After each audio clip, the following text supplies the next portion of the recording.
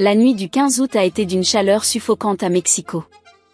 Je venais d'envoyer mon nouveau manuscrit à l'éditeur et j'ai décidé de fêter ça en visitant la très acclamée exposition d'art contemporain qui se tenait au Centre culturel Olin-Yolistli, au cœur du centre historique. Dès mon entrée dans la vaste salle d'exposition, j'ai été immédiatement enveloppée par l'atmosphère vibrante. Les murs étaient remplis de toiles de toute taille, toutes plus audacieuses et provocantes les unes que les autres. D'immenses sculptures abstraites ponctuaient l'espace, défiant le point de vue des visiteurs. Il y avait une effervescence dans l'air alors que les amateurs d'art se pressaient, buvant du vin et discutant des œuvres en contemplation. J'ai marché lentement, permettant à chaque œuvre de m'impliquer et d'éveiller des émotions en moi. Certains m'ont intrigué par leur sophistication technique, tandis que d'autres m'ont dérangé par leurs thèmes sombres et troubles. Mais c'est un écran géant au centre de la pièce qui a vraiment capté mon attention. L'immense peinture à l'huile était remplie de détails complexes qui semblaient changer de forme à mesure que je bougeais. Des taches de peinture vibrantes s'entrelacent en spirale hypnotique, évoquant une myriade de symboles anciens et modernes. Mon esprit avait du mal à déchiffrer les significations cachées derrière cette explosion chaotique de couleurs et de formes. C'est tout un spectacle, n'est-ce pas ? Une voix grave et fine résonna derrière moi. Je me suis retournée pour trouver un homme grand et mince aux traits anguleux et aux yeux profondément pénétrants. Il avait un air de calme confiance qui émanait de sa posture détendue. Ses cheveux noirs étaient méticuleusement ébouriffés de manière étudiée, et sa barbe de 3 jours donnait une touche de rébellion sophistiquée. « Oui, c'est tout simplement fascinant », répondis-je, sentant mes joues rougir sous son regard intense. « Êtes-vous l'artiste derrière cette œuvre magistrale ?» Un sourire captivant courba ses lèvres charnues. « Alejandro Ruiz, à votre service. Mais vous pouvez m'appeler Alex. » Il tendit une main calleuse, les doigts tachés d'encre fraîche. Je me suis présentée sous le nom de Sofia Castillo et je lui ai chaleureusement serré la main. Un courant électrique a traversé mon bras avec ce simple contact. J'ai dégluti difficilement, essayant de retrouver mon calme professionnel. À partir de ce moment, Alex et moi nous sommes lancés dans une discussion passionnée sur l'art contemporain. Il m'a expliqué l'inspiration et les concepts derrière sa grande toile, en faisant des gestes avec enthousiasme pendant que je buvais chaque mot. Son enthousiasme était contagieux et je me suis retrouvée à partager mon propre processus créatif en tant qu'écrivain. Les heures s'éternisaient alors que nous parlions sans fin, 2 esprits créatifs s'alimentant mutuellement. La prochaine chose que nous avons su, c'est que nous avons été les derniers à quitter la galerie, réticents à mettre fin à notre intense rencontre. « Je ne peux pas laisser cette nuit se terminer comme ça », murmura Alex avec un regard brûlant. « Viens, je connais un bar à proximité où nous pourrons continuer notre échange d'idées stimulants. » Malgré la chaleur torride dehors, j'ai senti un frisson me parcourir le dos. Quelque chose en moi savait que cet homme allait changer ma vie d'une manière que je ne pouvais même pas imaginer. Hochant la tête en signe d'accord, je laisse Alex me guider à travers les anciennes rues pavées. Le petit bar situé dans une ruelle cachée du centre historique avait un charme rustique captivant. Les murs droits en pierre contrastaient avec les meubles en bois usés et les lumières ambrées créaient une atmosphère intime. Alex et moi nous sommes installés dans un coin privé, une bouteille de bon rouge déjà posée sur la table.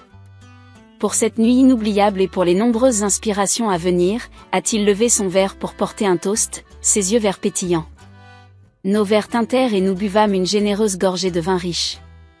J'ai senti la chaleur se répandre à l'intérieur, réchauffant mon visage et mon audace. Alors, Sofia, que me dis-tu d'autre sur tes écrits ? Quels thèmes explores-tu habituellement ? Je me suis lancée dans une description détaillée de mon dernier roman, un drame psychologique tendu qui explorait les complexités des relations humaines et les secrets enfouis sous des couches de mensonges et de tromperies. Fabuleux, murmura Alex, ses yeux fixés sur moi avec une intensité brûlante. J'ai un faible pour les histoires qui décortiquent les nuances émotionnelles, qui plongent dans les profondeurs sombres de la psyché humaine. Sa voix grave et soyeuse m'a fait frissonner le dos. J'ai avalé difficilement, essayant d'ignorer la tension électrique croissante entre nous deux. Cet homme était dangereux d'une manière qui était entièrement nouvelle pour moi. Les heures s'écoulaient dans une brume de vin rouge, de discussions passionnées et d'échanges de regards brûlants. Nous avons alimenté l'étincelle, jouant avec le feu qui crépitait entre nous. Il n'a pas fallu longtemps pour que la conversation dérive vers des eaux plus personnelles et des révélations intimes sur nos origines et nos expériences de vie. Mon enfance n'a pas été des plus faciles, a admis Alex avec un léger froncement de sourcils. Mon père était un homme absent, qui donnait toujours la priorité au travail. Ma mère faisait de son mieux, mais parfois cela ne suffisait pas. Il but une gorgée de vin pensive. C'est peut-être pour cela que j'ai toujours cherché refuge dans l'art, un monde où je pouvais façonner ma propre réalité à travers les plaisirs. J'ai tendu la main par-dessus la table et j'ai tenu sa main calleuse, ressentant une profonde empathie pour sa souffrance silencieuse. Dans la fureur de cette connexion, les mots sont sortis de ma bouche avant que je puisse les contenir. J'ai été trompée dans le passé par des hommes qui prétendaient être engagés mais qui n'étaient en réalité que des menteurs égoïstes, ont déclaré les mots amers. C'est pourquoi je jure de ne plus jamais m'impliquer avec quelqu'un qui est déjà dans une relation sérieuse. Les yeux d'Alex s'écarquillèrent un instant, puis il laissa échapper un rire amer. Ah, chère Sophia, si tu savais. Une boule se forma dans ma gorge lorsque je réalisai ce qu'il voulait dire. Alex était un homme engagé. Et pourtant, contre tout mon jugement, je ne pouvais pas nier l'attirance écrasante que je ressentais pour lui. S'il te plaît, dis-moi que tu es seule, suppliai-je, mais maintenant les siennes avec une urgence désespérée. Il soupira profondément, les muscles de sa mâchoire tendus. Je suis en couple, c'est vrai. Mais c'est compliqué. Même si ma copine est ma meilleure amie, nous ne sommes pas vraiment connectés depuis des années. J'ai haussé les sourcils avec scepticisme. Vous vous attendez à ce que je croie qu'être dans une relation ratée justifie de commencer une liaison ? Je ne justifie rien, Alex fronça les sourcils. Je suis juste honnête sur la vérité brute de ma situation. Ce que nous en faisons est votre choix. Son regard pénétrant rencontra le mien et je sentis tout l'air être aspiré de mes poumons. Rationnellement, je savais que je devrais prendre mes affaires et sortir par cette porte. Mais quelque chose de bien plus primaire et puissant pulsait dans mes veines, un désir incontrôlable pour cet homme complexe et magnétique. La promesse tacite de quelque chose d'interdit et de dangereux flottait dans l'air. Et contre tous mes principes, je savais que je ne pourrais pas résister. Dans les jours et les semaines qui ont suivi, Alex et moi nous sommes rencontrés secrètement chaque fois que nous le pouvions. Nos moments ensemble étaient fébriles, pleins de passion débridée et d'urgence désespérée, comme si nous craignions que tout ne s'effondre à tout moment. Notre liaison clandestine est devenue une obsession dévorante. Nous avons volé chaque instant précieux dans des hôtels sordides en bordure de route et autres refuges temporaires. Les conversations philosophiques cédaient la place à des baisers ardents et à des caresses affamées. Nous étions accros l'un à l'autre, incapables de résister à l'attirance interdite qui brûlait entre nous. Dans mes moments de lucidité, la culpabilité me rongeait intérieurement. J'étais une meilleure personne que ça, une femme de principe qui jurait de ne plus jamais s'impliquer avec un homme engagé. Et pourtant, j'étais là, trompant ma meilleure amie, Rebecca, avec un artiste tourmenté qui pouvait à peine lâcher prise sur sa relation défaillante. Tu sais que ça ne peut pas durer éternellement, murmurai-je après une rencontre particulièrement passionnée, mes lèvres effleurant la peau salée d'Alex. Un jour, la vérité éclatera. Il soupira lourdement, ses doigts traçant des motifs paresseux sur mon dos nu. Je sais. Mais je ne peux pas la laisser comme ça, sortie de nulle part. Rebecca et moi, c'est compliqué. Rebecca. Le nom de sa petite amie était comme une lame tranchante, traversant notre bulle de plaisir. J'ai dégluti avec difficulté, détestant l'amère jalousie qui menaçait de me consumer. Vous l'aimez ? Les mots sont sortis avant que je puisse les arrêter. Alex se tendit, son corps rigide contre le mien. Bien sûr, j'aime Rebecca. Elle a été ma compagne pendant tant d'années, ma base quand rien d'autre n'avait de sens. Il tourna son visage vers moi, ses yeux verts sombres d'émotion. Mais l'amour que je ressens pour toi, est différent. Accablant.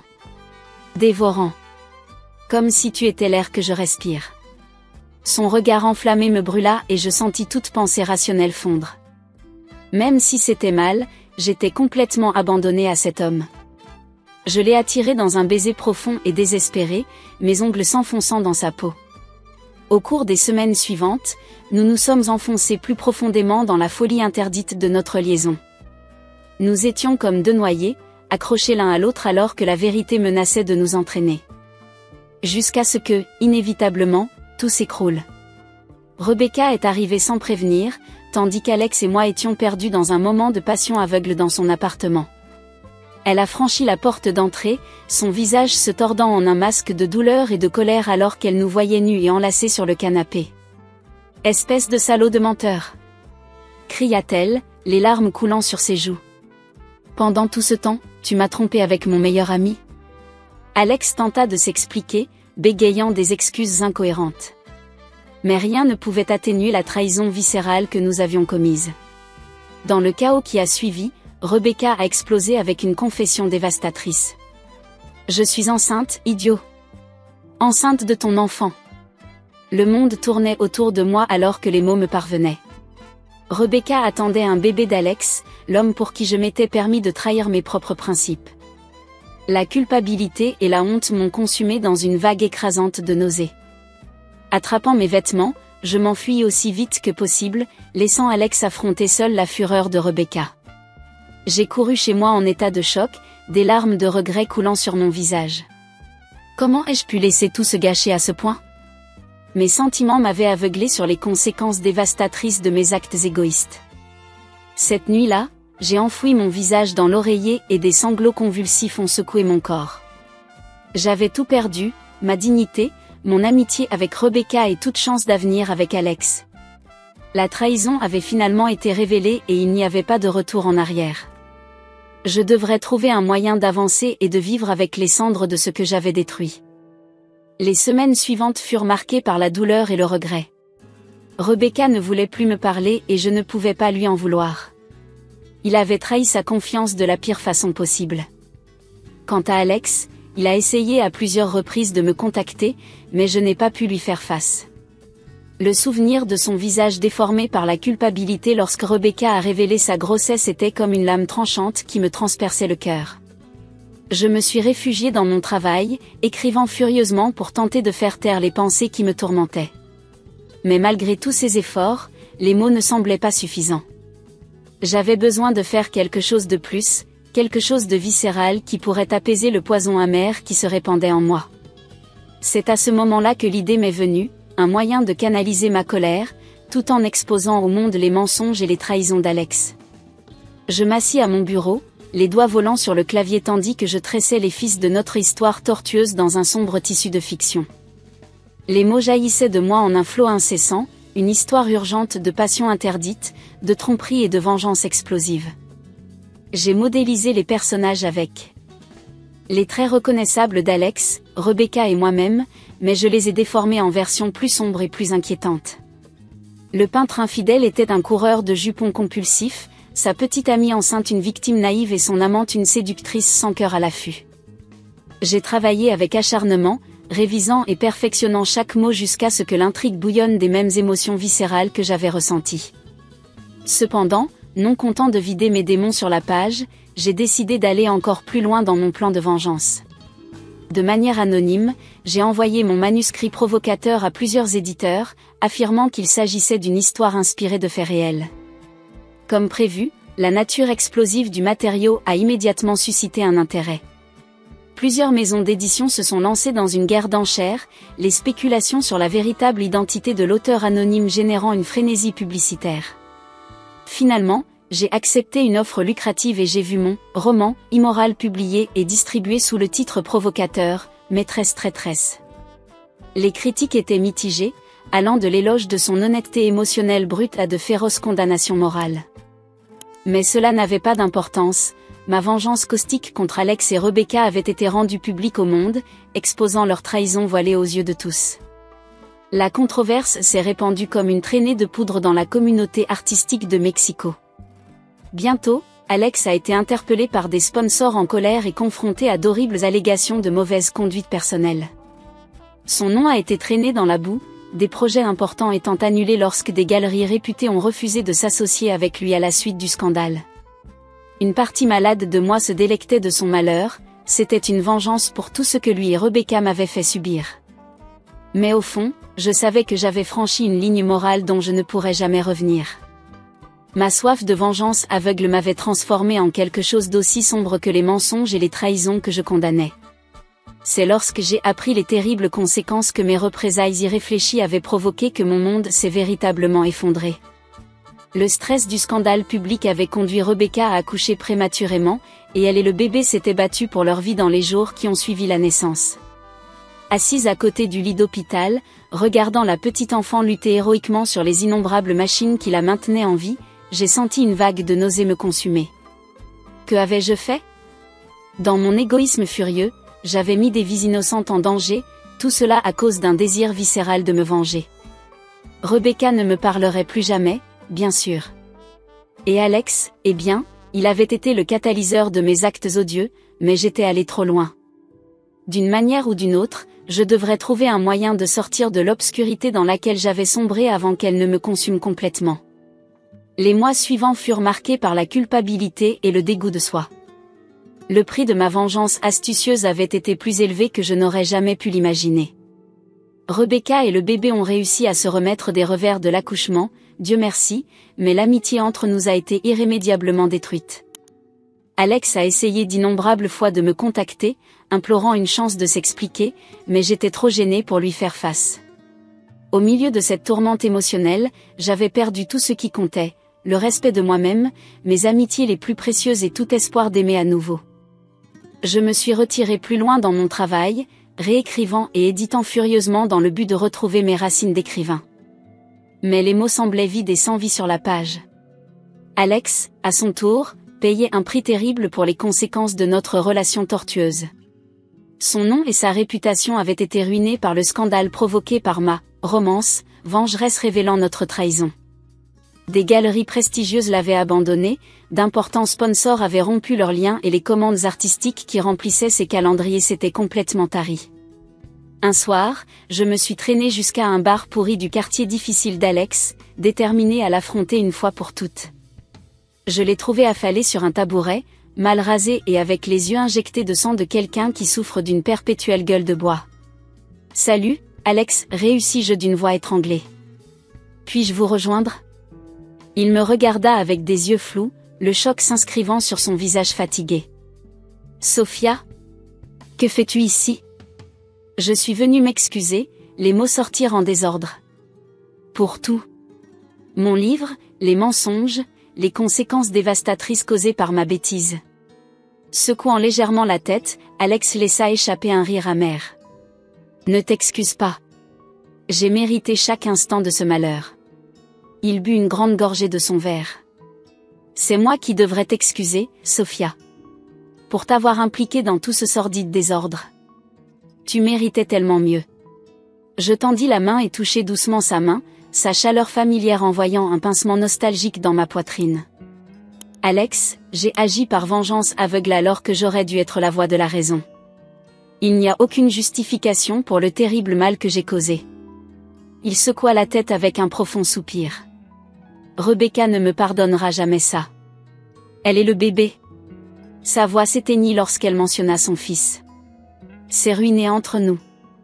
Pour toujours. Que voulez-vous que je fasse ? Suppliai-je, mais maintenant les siennes avec ferveur. Il doit y avoir un moyen de réparer ce gâchis, de recommencer. Alex m'a regardé avec ses yeux verts sombres et fatigués. Il n'y a pas de nouveau départ pour nous, Sophia. Notre poudrière a explosé, c'est fini.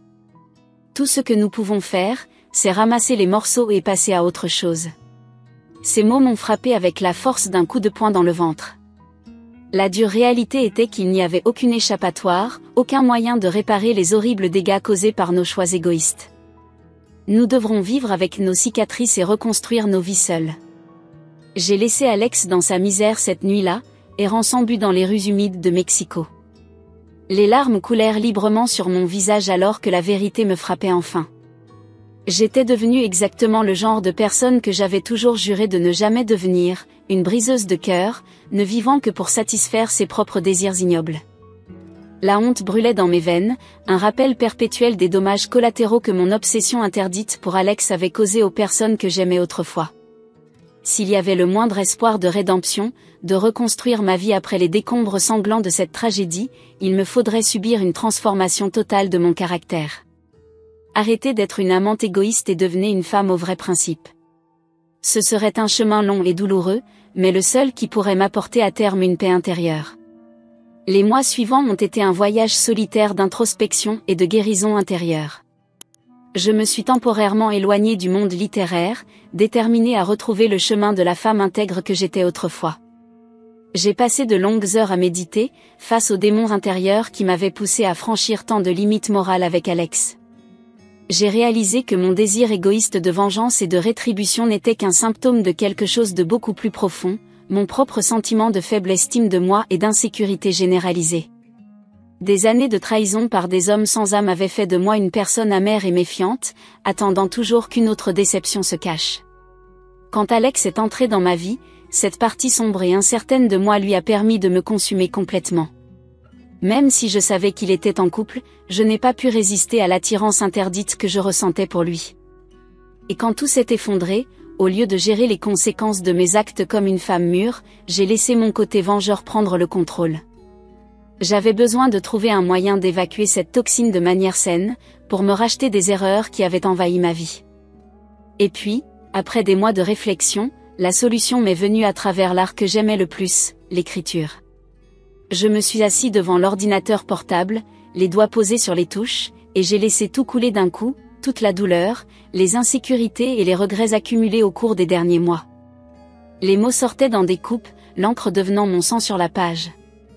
J'ai écrit sans frein ni filtre, exposant chaque blessure ouverte et chaque sombre confession. Ce fut un processus cathartique et libérateur, comme si je chassais enfin les démons qui me possédaient depuis si longtemps. Tour à tour, je répands mes secrets les plus profonds sur la page, sans rien laisser de côté. Le livre autobiographique est devenu mon exorcisme personnel, une confrontation longue et tortueuse avec mes faiblesses et mes erreurs, ainsi qu'un témoignage sincère de la résilience de l'esprit humain.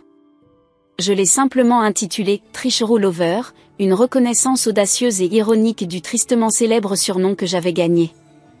Lorsque j'ai finalement envoyé le manuscrit à mon éditeur en me serrant la main, je ne savais pas trop à quoi m'attendre. Une partie de moi craignait que mes confessions intimes soient trop lourdes à consommer pour le public. Mais au fond, je savais que je devais prendre ce risque, non seulement pour sauver ma crédibilité littéraire, mais pour trouver la paix intérieure dont j'avais désespérément besoin. À ma grande surprise, le livre a connu un succès retentissant, acclamé par la critique pour son honnêteté émotionnelle brute. Mes lectures et mes tournées de dédicaces sont devenues une expérience cathartique, avec des fans s'ouvrant sur leur propre voyage d'acceptation de soi et de rédemption. C'est au cours d'une de ces séances que j'ai vu un visage familier dans la foule, Alex, son expression étant un mélange d'émotions contradictoires. Dès la fin de l'événement, il s'est approché avec hésitation. « Sophia, ton livre était incroyable. Brut, déchirant, mais aussi rempli de force et de vulnérabilité, a-t-il déclaré, la voix brisée. Alex. J'ai pris une profonde inspiration, essayant de garder mon calme. Je devais écrire la vérité, aussi douloureuse soit-elle. Pas seulement sur nous, mais sur mes propres démons intérieurs. Il hocha lentement la tête. Je comprends. Et je voulais que tu saches, que je suis vraiment désolée pour tout. Si je pouvais revenir en arrière et corriger mes décisions stupides, je ferais tout différemment. J'ai tendu la main et touché doucement son visage. Je sais. Et moi aussi. Un éclair de compréhension mutuelle passa entre nous à ce moment-là.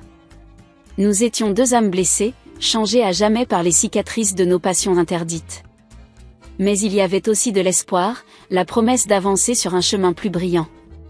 Rebecca et moi, eh bien, les choses ne seront plus jamais les mêmes, a admis Alex. Mais au moins, mon fils me rappelle que tout n'a pas été détruit. J'acquiesçai, sentant un poids s'envoler de mes épaules. Aussi tortueux et sombres que soient nos chemins, Alex et moi avions trouvé notre rédemption grâce à nos arts. Et maintenant, enfin, nous pourrions passer à autre chose.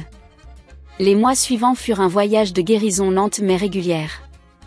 Grâce au succès inattendu de mon livre autobiographique, j'ai pu renouer avec mon objectif principal en tant qu'écrivain, utiliser ma voix pour exposer des vérités difficiles et inspirer la découverte de soi à mes lecteurs. Je recevais constamment des lettres et des courriels de fans partageant leurs propres histoires de trahison, de regrets et éventuellement de rédemption.